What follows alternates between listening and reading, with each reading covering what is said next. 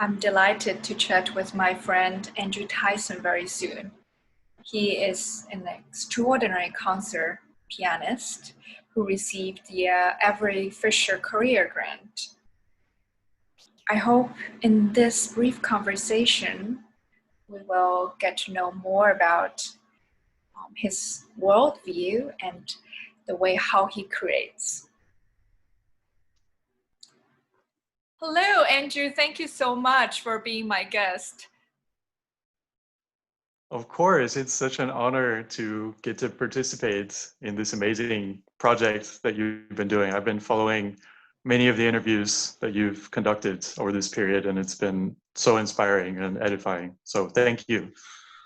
No, thank you, because to me, you're such an inspiring artist, and I also feel that we went to the same school, so I would really like to get to know more about how you view music and the world in general.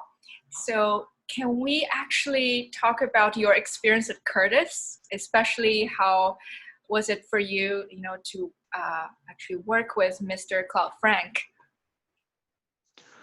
Of course, I feel exactly the same way about you. So I do have some questions for you at the end of this. Well, I mean, Curtis was just heaven, really, musical heaven. And studying with Mr. Frank in particular was just the privilege and joy of a lifetime. You normally expect to study piano with someone who is called a piano teacher, but Mr. Frank taught so much more than that. I think first and foremost, he was just so deeply human. He was at once both innocent, almost childlike, and also profoundly wise. So I remember vividly, as an example of the childlike aspects of him, I remember vividly the way that he talked about learning Alban Berg's Opus 1, the piano sonata, in his 80s. And the way that he talked about the Berg sonata was the way that you might expect someone who is just beginning their musical journey to talk about listening to Beethoven for the first time or something. It was just amazing. I mean, who does that? Learning something which I think for him was so far outside of his sort of comfort zone, like his normal repertoire at that age. And I still think that that sense of wonderment and discovery is a cornerstone of being an artist and maybe being a human being. Mm-hmm.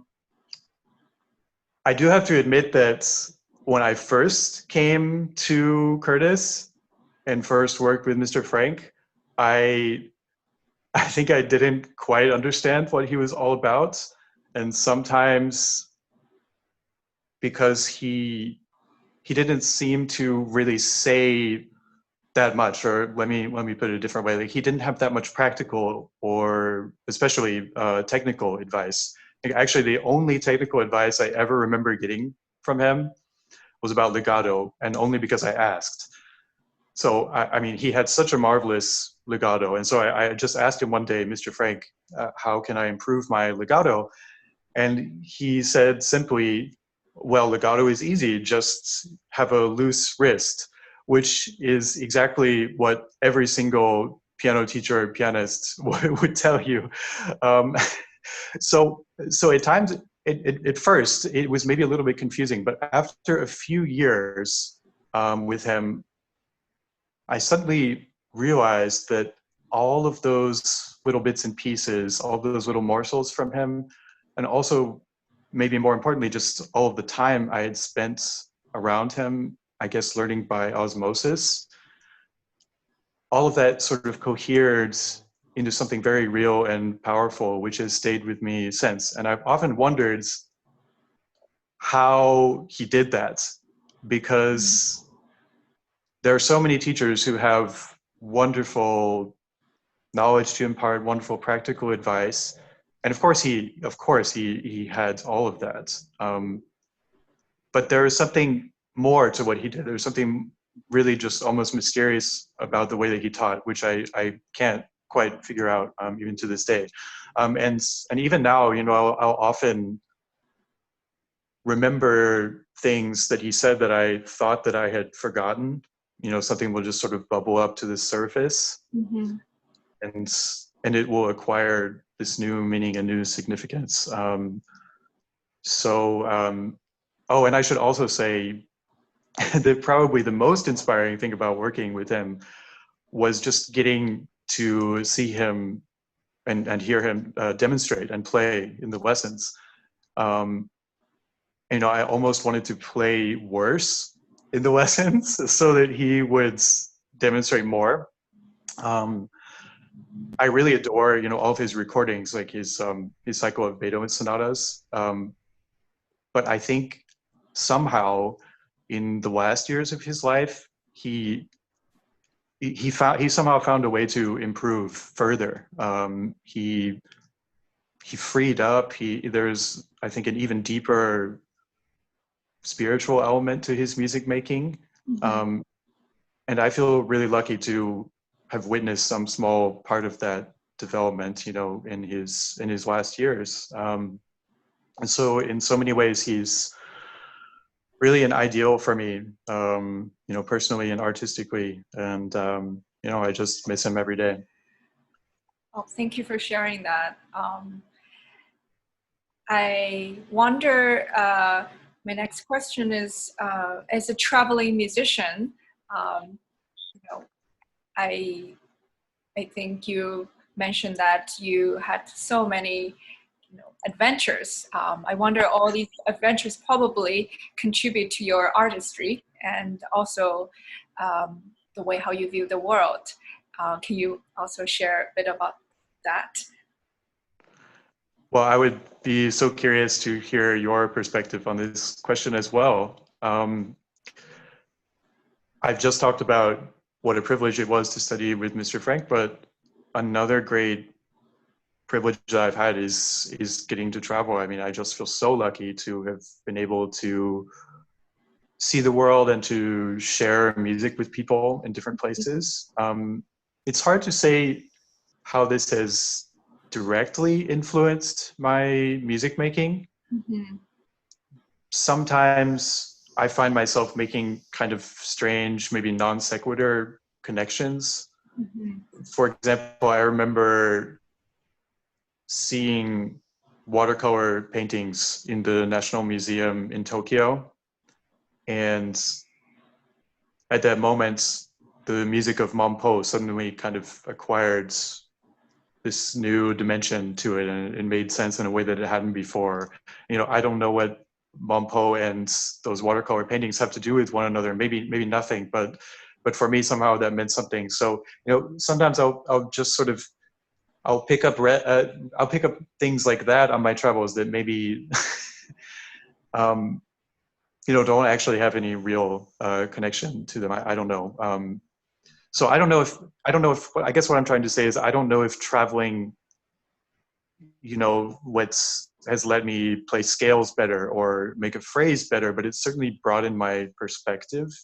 I would like to think it's made me less judgmental, Mm-hmm. maybe a little bit more humble, and it certainly reinforced my view that there is a common humanity which music taps into so you know, in such an unparalleled way. For sure.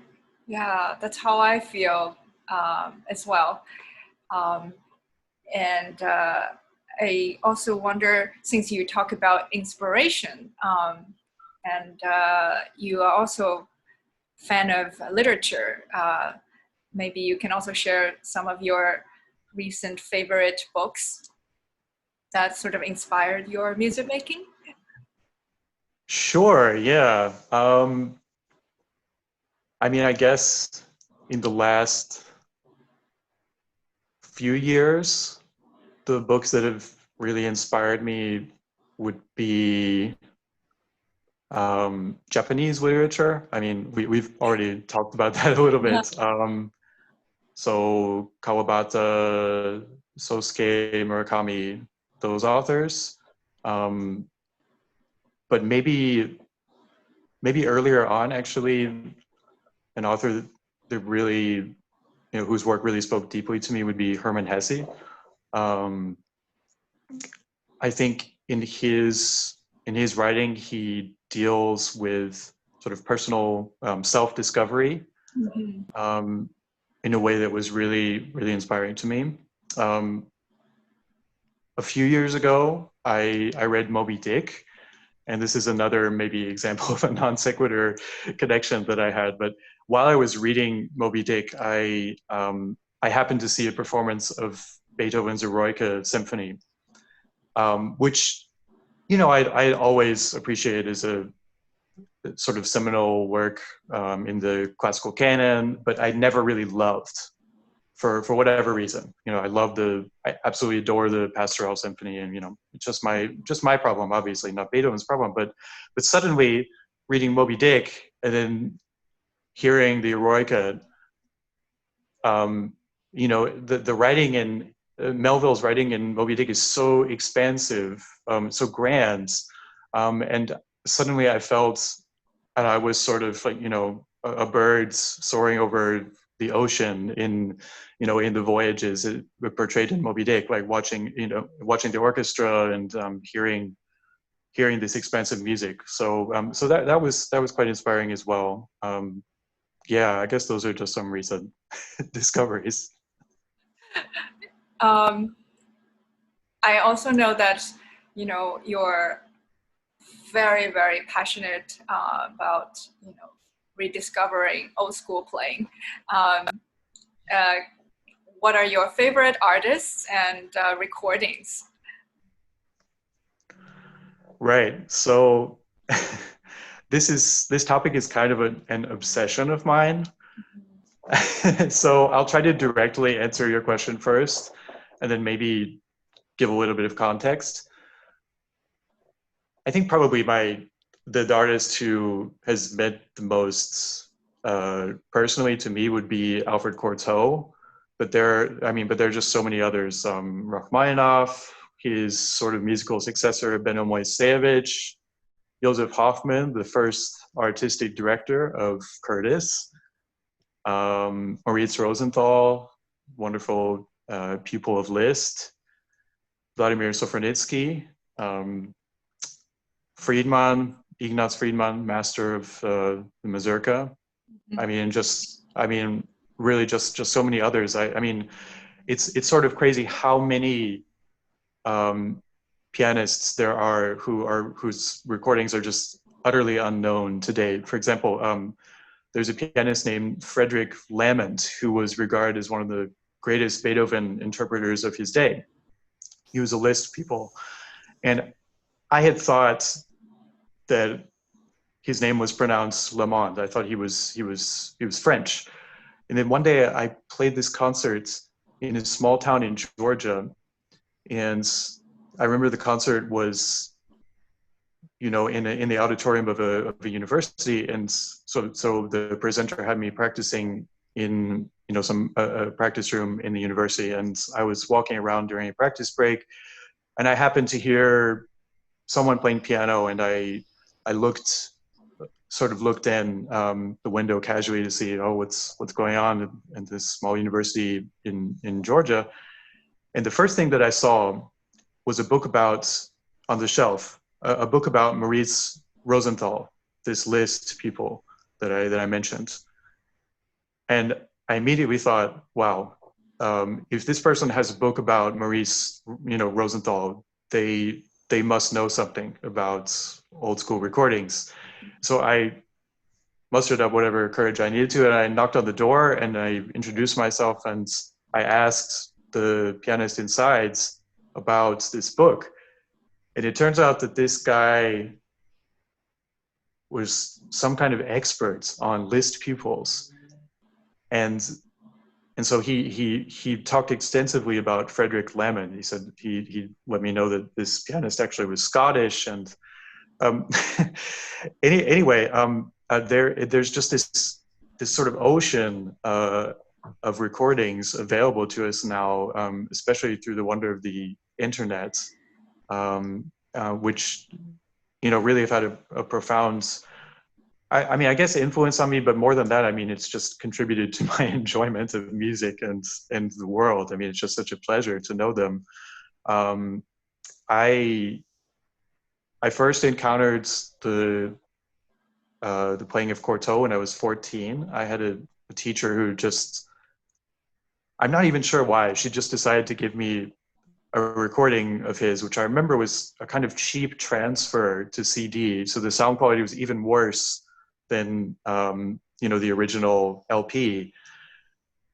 It was Cortot playing Chopin preludes and ballades. And up to that point, I had only heard whatever CDs we had at home. So those would include playing by Polini, by Maria Pariah, Alfred Brendel, wonderful artists, obviously, but all living artists. And so when I heard Cortot, he just sounded almost like an alien to me. It was just so strange, but so intriguing. And gradually over time, I started to understand more of what he was doing. And then I later got CDs by Rachmaninoff and many other artists. And so the obsession has only grown over time. But other than my just pure enjoyment of them, I think confronting those recordings has also made me sort of reevaluate sources of inspiration or even just information that inform my sort of idea of what interpretation means. I think sometimes we're told in school or by various people that the score is sort of fundamental to interpretation. And of course, the score is what we begin with, and that's sort of what we have in a way. But there's so much more that can go into music. So much from our own experiences, from history, from psychology, or from art.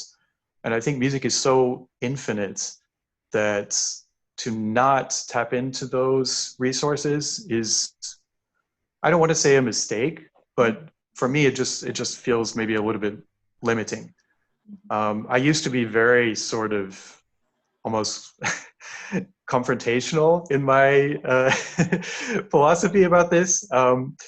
But my view changed when I heard a concert with a friend by a famous living pianist, a wonderful pianist. Don't need to name who it was, playing a Mozart concerto. And at that time, I was so completely immersed in the world of Hoffman and Rachmaninoff, and I thought, oh, this is just boring and academic. But my friend says, no, this is wonderful. He's playing, has so much integrity and so much honesty. And it made me think, okay, so maybe it's true that even if it feels limiting for me, or maybe I don't agree on some level, people who decide that the score is sort of their only guiding light when they interpret music, that there is sort of an aesthetic quality to that. It can have this feeling of almost like prayer, almost this religious dimension to it, which is beautiful in and of itself. So I hope over time I've grown sort of more accepting of, the way that people maybe typically think about music today. But in the deepest part of my heart, I still turn to those old recordings to be moved. Yeah, I totally agree. I think for me, the older generation, they represent some kind of freedom. People had much more sense of individual approach for music making. And personally speaking, I actually find your interpretations very, very true to yourself. I really enjoy listening to your interpretations of, Rachmaninoff and Chopin. And as an also like fellow musician, I wonder, since you're very, very good at Romanticism, musically speaking, I wonder maybe you can share about your view on, your approach for these type of pieces in Romantic period. Those, you're very, very kind, and those words mean so much coming from you. It's been such a pleasure to discover some of your recordings recently, and I feel the same way about what you do. So thank you. Romanticism. Well, I don't know if it's true of me, but I do like what you said about being true to yourself. I think that, as Freud said, everyone is an artist because everyone dreams. Mm-hmm. And I think self-discovery is a huge part of becoming an artist. Mm-hmm.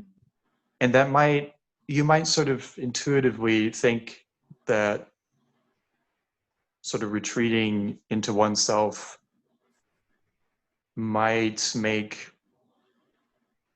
the resulting music to seem almost too personal, maybe, or somehow incomprehensible to others. But actually, I think the opposite is true. I think the deeper that you go, the more you can actually access a kind of shared humanity, so that personal experiences, memories, emotions, a sense of the spiritual elements of life, the deeper you go into those, the more you tap into collective memories, emotions, etc. So I think Romanticism, particularly in our modern world, for me is almost synonymous with idealism, a belief in dreams and a belief in common humanity and a belief in the the essential nature of self-expression. That's really beautifully said. So would you agree that it is very essential for especially people in our time to still embrace that sort of like self-discovery, especially emotional self-discovery through art and music? Yes, absolutely. I recently reread Kandinsky's Concerning the Spiritual and Art, which I read in an aesthetics class at Curtis, actually, with the wonderful Dr. Krauss. And I feel that this essay is more relevant now than ever, and certainly expresses whatever I'm going to say now much better than I can. But he talks about art, and actually specifically about music, as being spiritual nourishment, Mm-hmm.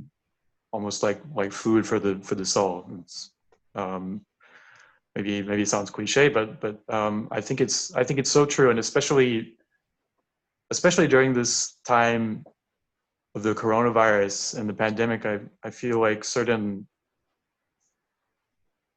maybe troubling aspects of society have been revealed. During this time when we're especially isolated, atomized, alienated, I think it probably is more important than ever to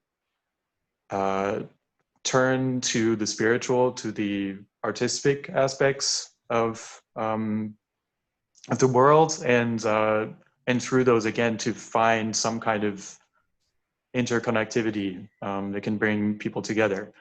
I mean, I think there's a paradox because I feel like in some ways the modern world is more sort of narcissistic than ever. Mm-hmm. You know, everybody has their own brands on social media, and we're encouraged to make ourselves into a brand.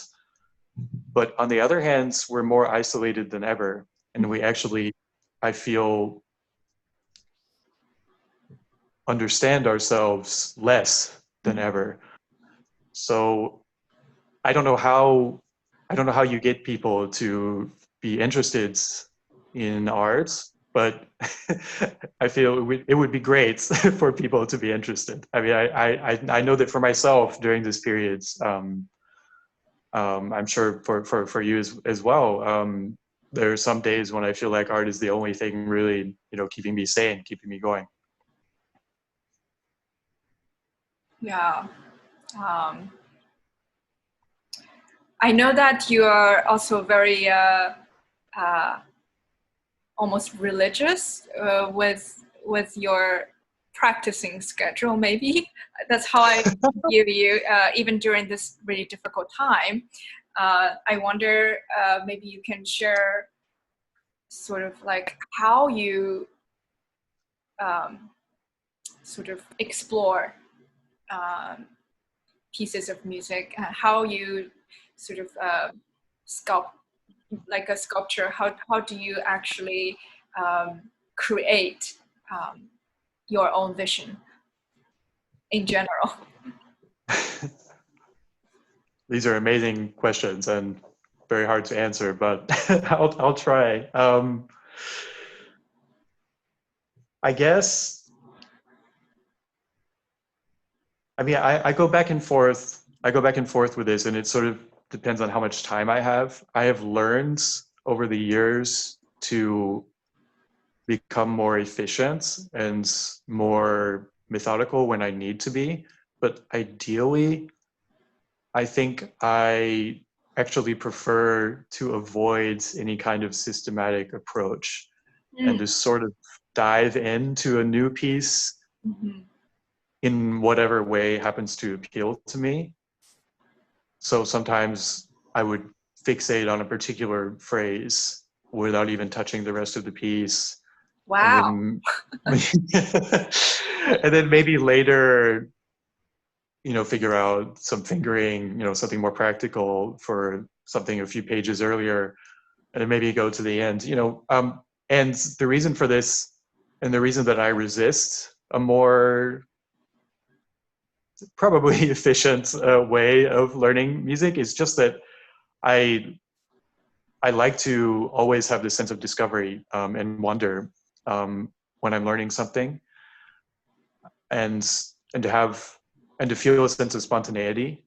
And I feel like if I'm more disciplined, then then it's sometimes possible to lose that. And some of the weirdest ideas that I might have about a piece come out in this sort of disorganized, chaotic approach. So, I mean, probably most musicians have a better approach than me. I don't know, but but that's how I start. And then later, once I become actually more comfortable with the piece, often I really struggle with finding a balance between detail, let's say the trees, and a sort of overall sense of structure of the forest. And so I might oscillate between those, sort of thinking almost microscopically about details of one phrase, and then kind of zooming out and thinking more about the overarching structure. But that's always been a big challenge for me, finding the balance between those. So I don't have any good answers about how to find that. Oh, you're being too humble. I really find your Nice. well, I find your playing is like very very perfect balance between the overall structure and also the spontaneity. The weird thing that you were talking about, that you actually always find very, very unique balance for your vision. So I think you're just being very, very humble. Well, thank you. If you say so. Yeah, I think maybe you can also share about, as a musician, what makes you feel emotionally really, really connect, with what you do. Obviously, music is major part of your life, but how do you feel it as a person, just as a person, Andrew Tyson, connect with that part? Wow, what a big question. It's sort of hard for me to speak about that subject, sort of on a day-to-day level, because I feel like music is always in the background. I mean, what do I mean by that? During this quarantine period, I've been trying to meditate, and in my meditation practice, if you can call it that, that sounds probably a lot more pretentious and sophisticated than it really is. It's essentially just me sitting and closing my eyes for 10 minutes every day. But anyway, I've been trying to become more aware of my own thoughts. And I've realized that those thoughts come in a few distinct categories. For example, sometimes I will have a kind of internal monologue. I'll think in words and sentences in English. Or I will visualize something. I'll think of images from past memories, or I'll imagine new images that probably are some kind of amalgam of memories as well. I don't know. But then there's another category which is musical thoughts. I don't know. I would be curious to know what your perspective on this is, or what you find. But almost always, I find that there's some piece of music playing almost like a background track in my mind somewhere, and this even extends to dreams. I sometimes have these really strange dreams where I'll hear music in the dream, and it takes on this linguistic meaning, Mm-hmm. which is a little hard to explain. But in the dream context, certain notes or phrases or themes, motives, whatever, will actually acquire the meaning of words. Or it's not even that they acquire the meaning. Like in the dream context, it's just apparent that those notes mean, I don't know, run or fly or something. And then when I wake up and I recall this, it's all a little bit nonsensical. I mean, sometimes it could be interesting, but it doesn't really make too much sense when I wake up, or at least I think I can't figure out what sense it makes. So I guess day to day, music is both sort of a floor and a ceiling. A floor in the sense that it's always in the background, it's always there. It sort of keeps me grounded, and a ceiling in the sense that it inspires me to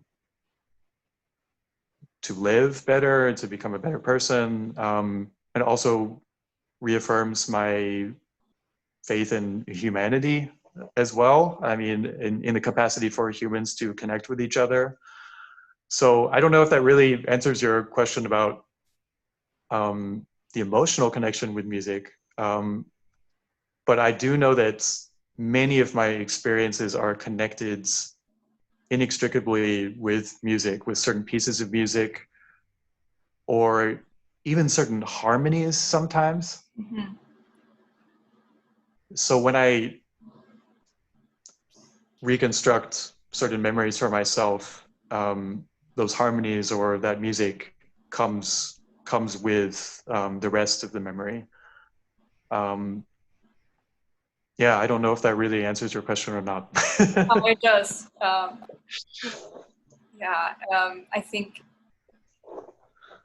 to you, probably music is part of your thought process. Sometimes it's fragmental, sometimes it's really significant emotionally. I think it's like what you said, it's part of our existence as musicians. It's very hard to actually separate that from, you know, basically our everyday outlook, basically. Both externally, also inwardly, I feel. Right, yeah. So do you find that yeah. Do you find that as well? Oh yeah, for sure, yeah. Music is always playing and always on the back of your mind. Depends what you've been listening to or working on. Yeah, just like thoughts. yeah. Sometimes you don't pay attention to them, sometimes you do. But when you do, you actually really grasp sort of like the essence of your, you know, your existence in the moment. Yeah. I guess my last question, what's the meaning of your life?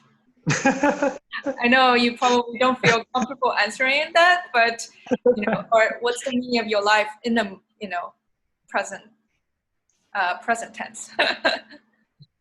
Right. Well, I don't quite know how to answer this question, of course, but but I could say that